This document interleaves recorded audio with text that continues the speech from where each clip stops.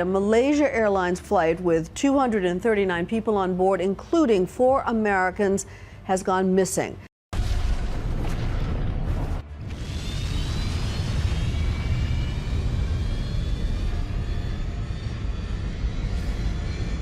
In one of the most perplexing aviation mysteries of our era, Malaysia Flight MH-370 disappeared without a trace, leaving the world bewildered and searching for answers. For years, investigators have meticulously scoured the ocean depths and analyzed every piece of evidence in a relentless pursuit of the truth behind this enigmatic vanishing act. However, what if the elusive answers we seek are concealed within a multitude of recent discoveries and cutting-edge theories? Today, we embark on a captivating journey to unveil groundbreaking findings and mind-bending theories that might illuminate the dark secrets surrounding the tragedy of Malaysia Flight MH-370. Commonly referred to as MH-370, this ill-fated flight was a scheduled international passenger service operated by Malaysian Airlines, with its destination set for the vibrant city of Beijing, the capital of China. On board were over 200 passengers, each with their own stories and plans, whether returning to their familiar homelands or venturing into the excitement of a foreign land. The diverse group comprised 227 passengers from 14 different countries and 12 Malaysian crew members. On the midnight of March 8, 2014, MH-370 departed from Kuala Lumpur International Airport, located in Malaysia's bustling capital. The flight, seemingly routine, was expected to cover a distance of approximately 570 kilometers over a duration of about 5 hours and 34 minutes en route to Beijing. Yet, this routine journey unexpectedly captivated global attention. Piloted by Captain Zahari Ahmed Shah and First Officer Farooq Abdul, MH-370 took off into the night, setting in motion a sequence of events that would unfold into one of the most perplexing aviation mysteries of our time. Captain Zahari piloted the advanced Boeing 777-200er aircraft, renowned for its safety features and cutting-edge technology, making it a preferred choice for long-haul flights among various airlines. On March 8, 2014, MH-370 commenced its scheduled journey from Kuala Lumpur to Beijing, and initially, everything seemed routine, with passengers settling in comfortably. However, the aircraft mysteriously disappeared from radar screens, creating a baffling enigma. In the cockpit, Captain Zahari and First Officer Farooq, both seasoned professionals, held the responsibility for passenger safety. Around 1:01 a.m. Malaysian Standard Time, while cruising at 35,000 feet, the aircraft transmitted its regular half-hourly data report through the Aircraft Communications Addressing and Reporting System ACARS. The report indicated no signs of trouble, and by 1:07 a.m., the ACARS sent its final message, confirming normal system operations. Unfortunately, the expected update at 1:37 a.m. never occurred. The most unsettling moment unfolded around 1:19 a.m. as the aircraft approached Vietnamese airspace. The cockpit communicated with the air traffic controller in Kuala Lumpur, using the routine phrase, "Good night Malaysia 370, to signal the handover between control centers. However, the anticipated communication from the new center never transpired. Recent scientific revelations and theories have provided significant insights into the MH-370 incident, challenging our previous understanding of the disaster. These discoveries have the potential to reshape the narrative surrounding the events. One particularly noteworthy revelation revolves around cryptic calls and signals. Despite disappearing from radar, MH-370 intermittently communicated with a stationary satellite in the Indian Ocean over a continuous 6-hour period. This satellite was associated with the London-based company Inmarsat. The intriguing communication suggests that the aircraft did not undergo a sudden catastrophic event. Instead, it appeared to continue flying at high speed and altitude during those 6 hours. This ongoing communication challenges earlier assumptions about the nature of the incident. Onboard communication systems, including passenger equipment, cockpit technology, and automated maintenance reports, were intentionally deactivated or disconnected. The interaction with the Inmarsat satellite resembled faint whispers of communication, consisting of brief electronic signals. In total, 7 instances of connection occurred, with 2 initiated automatically by the plane and 5 initiated by the Inmarsat ground station. Additionally, 2 satellite phone calls were made, but unfortunately, there was no response on the other end. Nevertheless, these calls provided more details about the situation, most of which were linked to the two values that someone, presumably a person or system, had recently started recording. Radar information obtained from air traffic control computers, along with classified details from the Malaysian Air Force, disclosed that after MH-370 vanished from radar, it executed a sudden turn to the southwest. Subsequently, it altered its course back over the Malay Peninsula, circled around Penang Island, flew northwest over the Malacca Strait, and ultimately disappeared from radar coverage over the Andaman Sea. This segment of the flight lasted for more than an hour, suggesting that this incident differed from a typical hijacking or any previously observed accidents or scenarios involving pilot suicide. The investigation into MH-370 led authorities in unexpected and unfamiliar directions right from the outset. The mystery surrounding MH-370 has been under investigation for an extended period, and people worldwide have speculated intensely. Families worldwide were profoundly affected by the loss, as the idea that a highly advanced aircraft with modern instruments and backup communications could simply vanish seems improbable.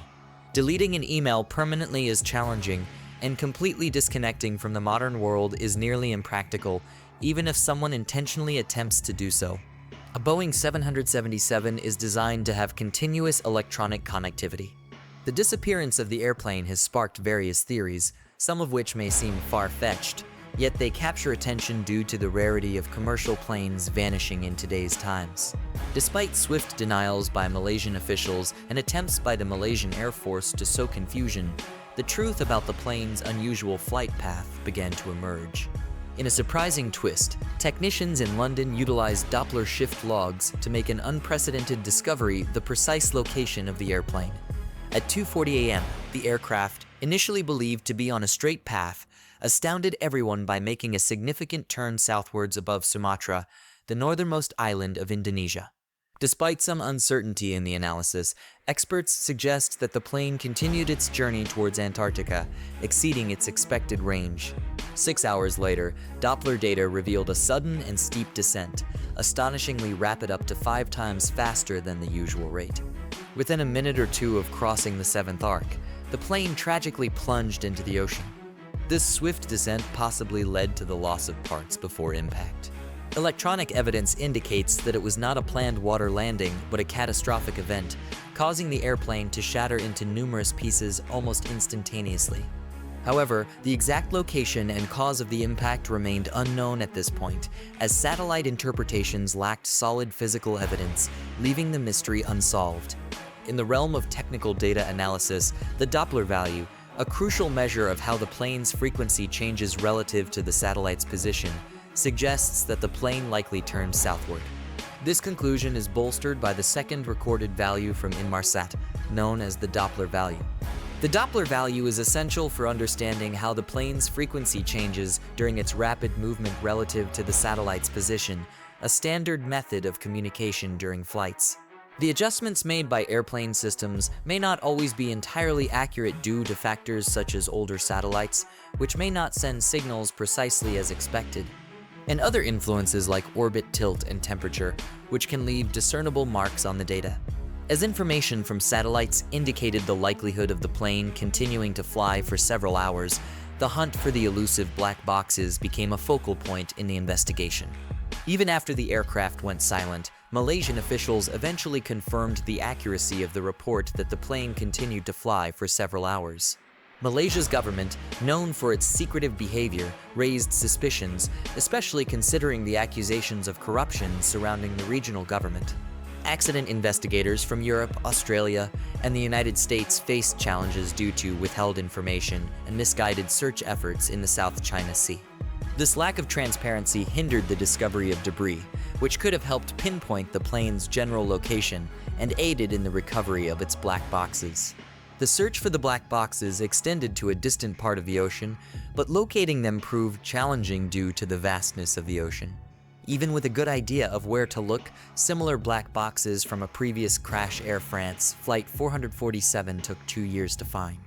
The surface search, officially under Malaysian jurisdiction, concluded in April 2014, but Australia took the lead in the search areas identified by satellite data. The extreme depth and unexplored nature of the region posed unique challenges, requiring accurate mapping of the underwater terrain before specialized sonar vehicles could be safely towed beneath the ocean's surface. An interesting detail emerged, suggesting that the event might not have been a simple accident, but a carefully planned situation. The unusual flight path without electronic communication challenges common explanations like technical problems or human errors. Various mechanical and human-related issues, including computer errors, control system problems, environmental factors, or even rare events like meteorites, fail to fully explain the intentional deviation from the flight's course. Scenarios involving fire, smoke, loss of cabin pressure, explosions, or pilot incapacitation also fall short of revealing the complete story behind this puzzling event. The absence of previous incidents, such as confused pilots, medical emergencies, or external threats, adds to the intrigue.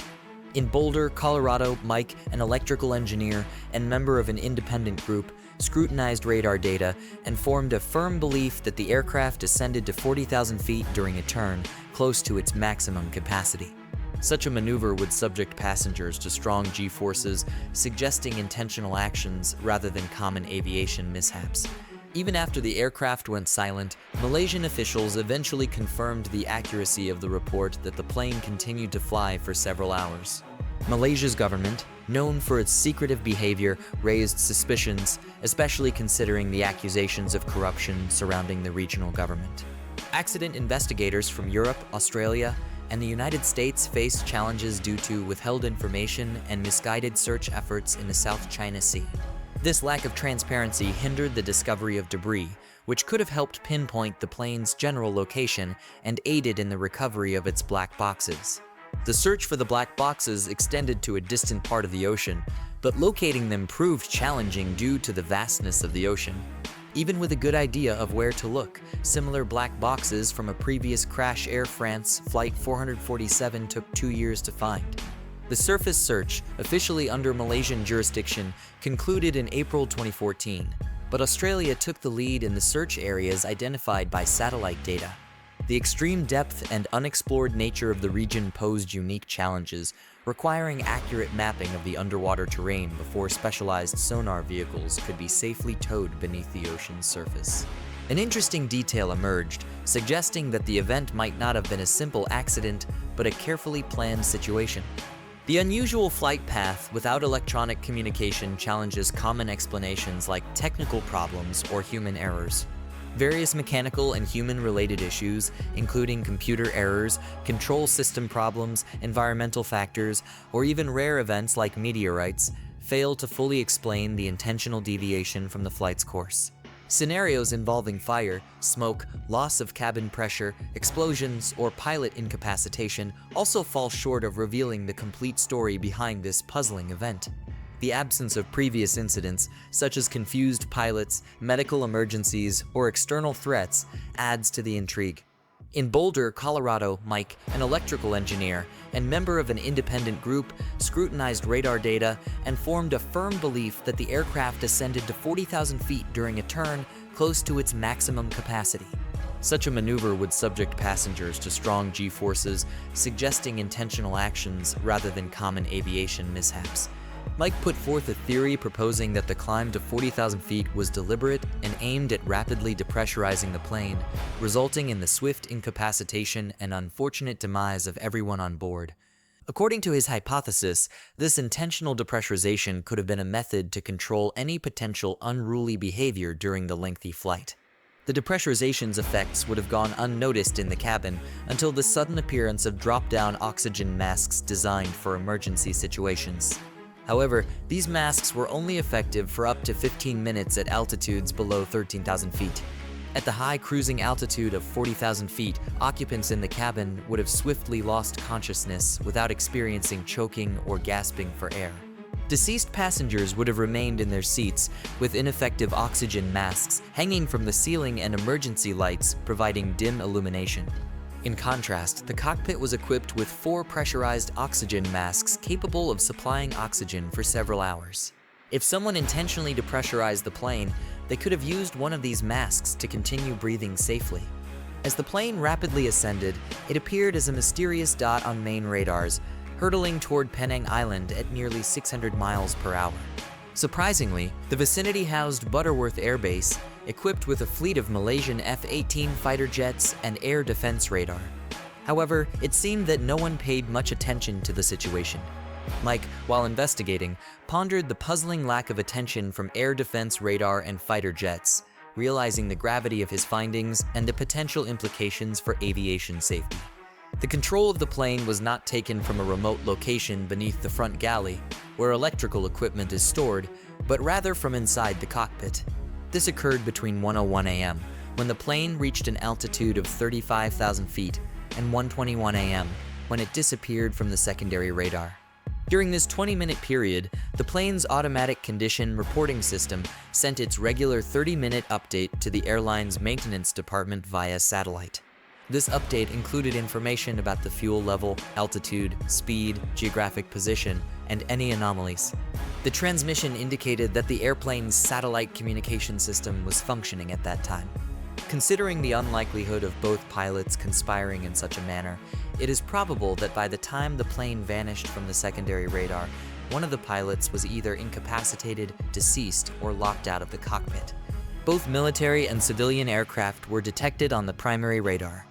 Further investigation suggested that the pilot of MH-370 likely disabled the autopilot, as the precise turn to the southwest was too controlled to be executed by automated systems. Additionally, it appears that the person in control intentionally depressurized the plane and turned off a significant portion, if not all, of the electrical system around the same time. The motive behind these actions remains unclear, but they inadvertently disrupted the satellite link temporarily. In another theory surrounding the intriguing mystery of MH-370's disappearance, there is speculation about the captain's possible involvement. The notion that the captain assumed control without resorting to force, although unsettling, is not entirely unprecedented. Similar incidents have occurred in the past, such as the captain of Silkair allegedly deactivating crucial recorders on a Boeing 737 before deliberately crashing it into a river in 1997. Similarly, in 1999, the co-pilot of Egypt's Air Flight 9090 intentionally crashed the plane into the sea near Long Island, claiming all lives on board. Just a month before the MH-370 incident, the captain of Mozambique Airlines Flight 470 tragically crashed his plane from a high altitude, resulting in the loss of everyone aboard. Another haunting example is the Germanwings Airbus, deliberately crashed into the French Alps on March 24, 2015 by the co-pilot Andreas Lubitz, who locked the pilot out of the cockpit. Investigation findings uncovered that Lubitz had been experiencing sadness and had previously researched the MH-370 disappearance a year earlier while he went to the bathroom. However, it is challenging to entertain the possibility of the co-pilot's involvement in the MH-370 incident. Lubitz was described as a young, optimistic individual eagerly anticipating his upcoming marriage. No records suggest any personal conflicts or doubts about his descent into depression. Additionally, he was not a German pilot working for a struggling low-cost airline with meager pay and little prestige. On the contrary, he was flying the grand Boeing 777 in a country where the national airline and its pilots were held in high esteem. Amidst growing concerns, a spotlight has been cast on Captain Zahari, a figure depicted in official accounts as an exemplary pilot and a composed family man who took pleasure in engaging with flight simulators. While his family projects this image, glaring signals of distress have been seemingly brushed aside. Law enforcement uncovered aspects of Zahari's life that warranted a more thorough examination, yet the subsequent findings proved insufficient. The assessment of Zahari's ability to manage work-related pressure yielded a positive rating, and there was no prior evidence of indifference, unease, or edginess. His routine interpersonal connections and familial challenges exhibited no noteworthy alterations. No behavioral cues indicated any retreat from social interactions, shifts in routines, or modifications in interests. A review of his demeanor on the day of the flight, along with the 3 flights preceding it captured by airport CCTV recordings, depicted Zahari as unwavering, well-groomed, and impeccably attired. His customary traits, encompassing his stance, facial expressions, and gestures, remained unaltered. Nevertheless, the official report appears to be either disconnected or conflicting with what was known about Zahari. Given the disconcerting hints that were disregarded, his existence was shrouded in desolation and solitude. The departure of his wife plunged him into a state of isolation, with prolonged hours spent in solitude as he eagerly awaited the intervals between flights to elapse. He nurtured affection for a married woman with a family, and his fixation extended to 2 young online models he encountered on social media. His efforts to establish a connection with them went unanswered, and a few of his remarks ventured into inappropriate territory. Zahari's life underwent a profound transformation, distancing him from the once steady and secure existence he had known. His excessive indulgence in social media might have exacerbated his seclusion, with experts positing a diagnosis of clinical depression. A noteworthy discovery emerged from an examination of his flight simulator, with the FBI identifying a flight trajectory bearing resemblance to that of MH-370. Curiously, Malaysian investigators accorded this piece of evidence minimal significance despite its potential implications. In light of these intricate details, a broader understanding of Captain Zahari's state of mind comes to the forefront. Insights into Zahari's circumstances begin to surface, suggesting a multifaceted struggle that extends beyond the veneer of his public portrayal. Now, let's delve into today's subscriber pick, introducing a captivating twist to the mystery of the missing Flight 370. An alternative theory challenges the widely held belief that the plane crashed and disappeared in the Indian Ocean. According to this theory, some argue that the plane might not have sunk at all. The foundation for this idea stems from reports by several relatives of the passengers who claim to have heard ringing tones emanating from their loved ones' phones for up to 4 days after the supposed crash.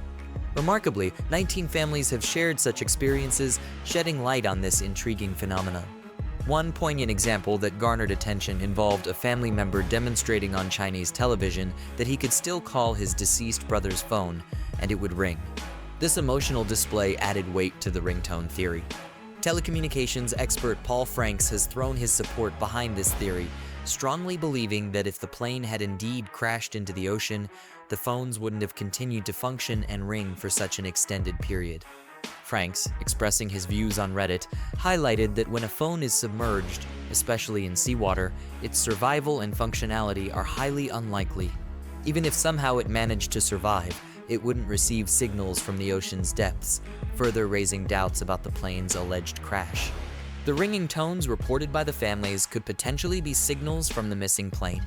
If the plane didn't crash into the sea, the question arises, where could it be now? And what other factors could explain the persisting ringing phone phenomenon?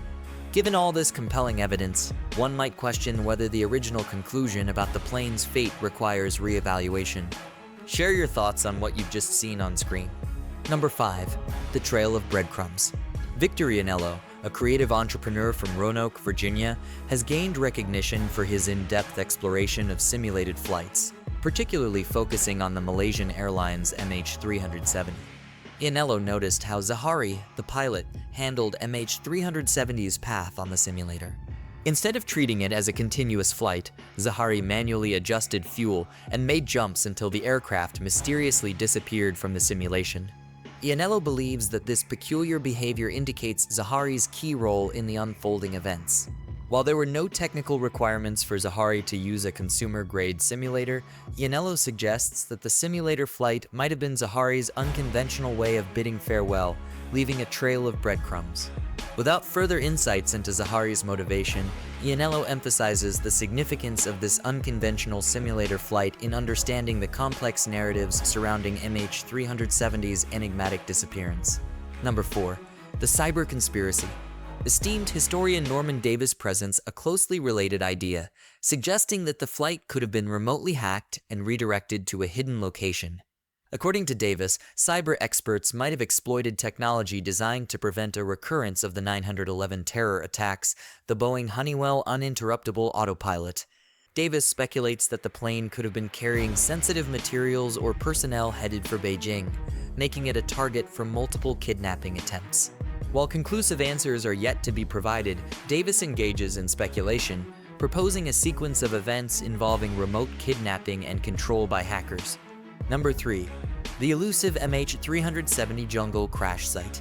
In September 2019, while investigators were searching for the missing MH-370 airplane, British video producer Ian Wilson proposed a unique idea.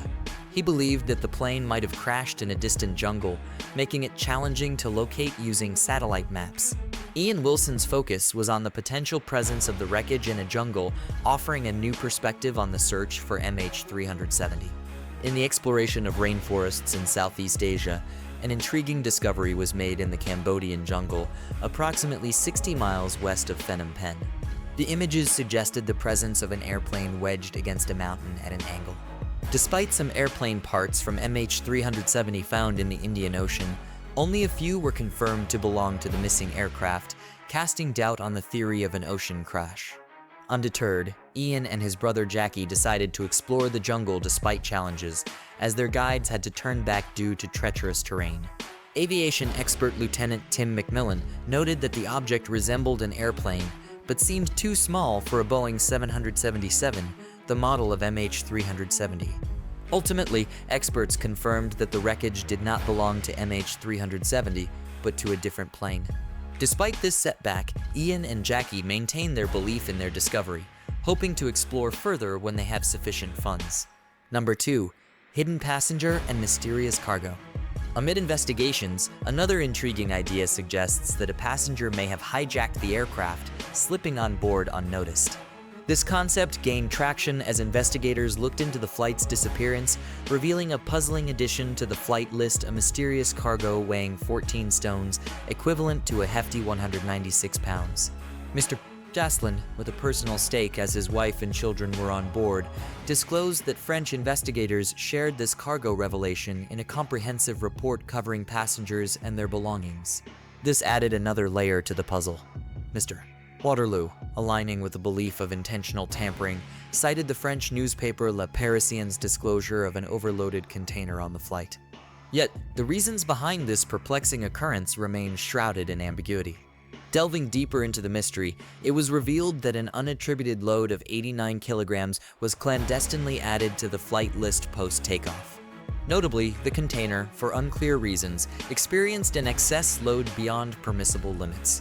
The motives behind these actions, whether stemming from incompetence or manipulation, continue to elude us, casting a veil of uncertainty over the situation. As inquiries progress, Malaysians will inevitably grapple with these perplexing questions. Aviation security expert Tim Termini lends credence to the possibility of a hijacking, asserting that considerable support underscores this notion. Within this framework, 4 conceivable scenarios emerge. The hijacking could have been orchestrated by a crew member, a passenger, an uncommon stowaway, or even the remote takeover of the aircraft's electrical systems. However, Philippa Baum, a notable figure in aviation security, struck a chord of caution, emphasizing officials' reluctance to entertain the notion of a stowaway. Number 1. Rogue missiles or miscommunication. Further avenues of thought propose the possibility of the plane being shot down during a joint military training exercise between Thailand and the US in the South China Sea, coinciding with the plane's disappearance. The idea is that miscommunication, technical issues, or human error might have caused this unfortunate event. Former French airline director Marc Tegan claimed to have seen satellite images of unidentified aircraft in the region during MH-370's vanishing act. He also reported receiving threats urging him to abandon this theory, indicating a potential case of mistaken identity. Another scenario speculates that MH-370 was unintentionally targeted by a country's military, thinking it was a hostile or suspicious aircraft. This confusion could have arisen due to the plane deviating from its intended path, losing communication, or resembling another aircraft.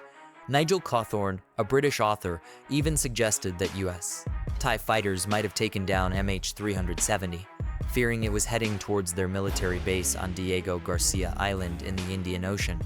Cawthorne also pondered whether sensitive cargo or personnel on board attracted unwarranted attention or hostility. More elaborate conspiracy theories even proposed that MH-370's downfall was part of a cover-up operation orchestrated by a state actor for political or strategic motives. This plan might involve creating a diversion, blaming another country, or clandestinely acquiring valuable items from the aircraft.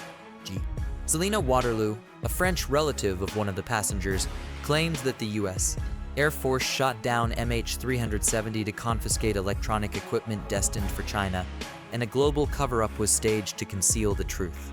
However, these theories face numerous challenges and criticisms, lacking solid evidence and clear motives for a shoot-down, making it hard to substantiate these claims. No concrete proof of any missile or fighter jet near MH-370 or any state actor's intention to shoot it down has emerged. The alleged satellite images and anonymous threats have not been validated by official sources. Furthermore, orchestrating the shooting of a civilian plane and then concealing it would require significant coordination and authorization, entailing severe legal consequences. Maintaining such a massive conspiracy without any leaks or whistleblowers is highly implausible. Consequently, the veracity of these theories remains uncertain. Which theory about Malaysia Flight MH-370's disappearance do you find most plausible? Share your thoughts in the comments below. Thanks for watching, and we'll see you in the next one.